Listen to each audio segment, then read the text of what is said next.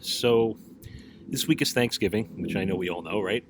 And it really is a time, especially now with everything going on in the world, it really is a time to sit back and practice gratitude and be appreciative of the things we have in our life, that serve us and that make us happy and that we're blessed to have. But I also want to talk about another concept, and that's acceptance.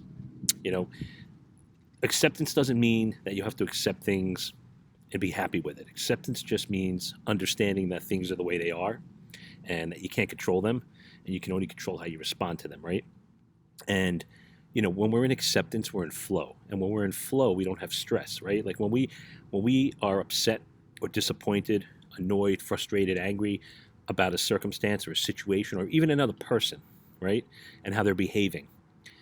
Ultimately, we may not be able to change that about them, right? And if we get frustrated and we get annoyed, our emotions, our stress, our anxiety, it rises, right? And then we say things or we do things that don't serve us, or we just feel a way that doesn't serve us. So I would urge you this Thanksgiving, thinking about the people you love and the people around you. I'm sure they're not perfect, right? We all have things about each other that drive each other nuts. And that's normal, right? That's just being human. But I would urge you to practice acceptance.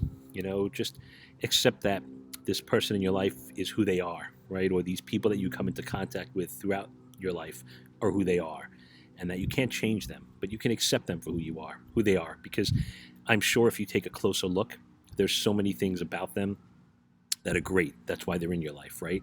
And once we learn to accept the things about them that we don't necessarily love, it becomes much easier to just not care, right? It just becomes much easier to just say, you know what, it's fine.